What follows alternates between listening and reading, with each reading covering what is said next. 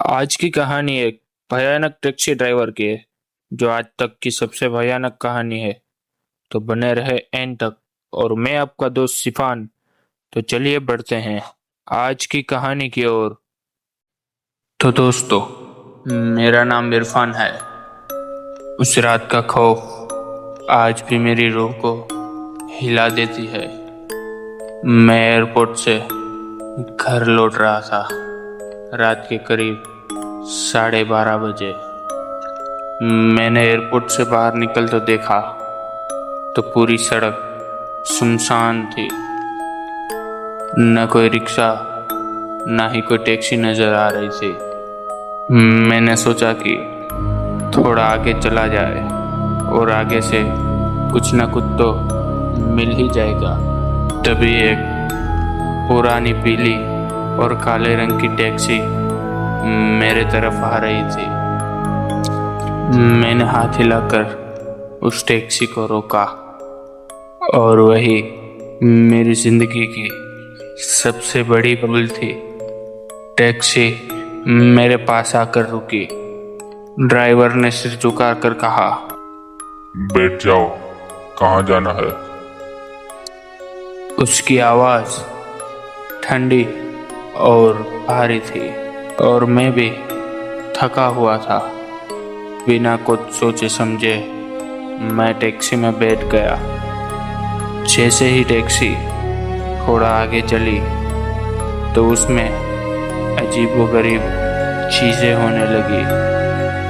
खिड़कियां अपने आप ही चारों की चारों खुल गई, लेकिन आगे के शीशे पे इतनी धुंध जमा हो गई जैसे मानो कोई ठंडी सांसें फूंक रहा हो।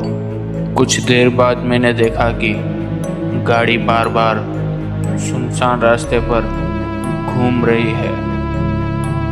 मैंने डरते डरते पूछा, भाई ये रास्ता मेरे घर की तरफ नहीं है, कहाँ ले जा रहे हो मुझे? तो ड्राइवर ने कोई जवाब नहीं दिया, बस सामने देखा और मुस्कुराया। और तभी मैंने उसका डरावना चेहरा साफ साफ देख लिया। उसका चेहरा आधा जला हुआ था और उसकी आंखें खून जैसी लाल थी और उसके होठों से काला धुआं निकल रहा था। उस मंजर को देखकर मेरे शरीर का खून जम गया था। ड्राइवर ने धीमी आवाज से कहा, तेरा सफर अब यहीं खत्म हुआ। और टैक्सी कब्रिस्तान के सामने आकर रुक गई।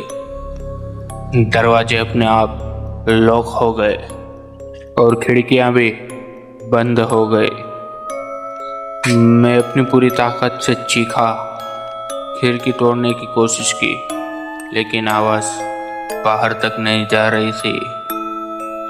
ड्राइवर धीरे से पीछे मुड़ा और अपना सड़ा हुआ हाथ मेरे गर्दन की तरफ बढ़ाने लगा।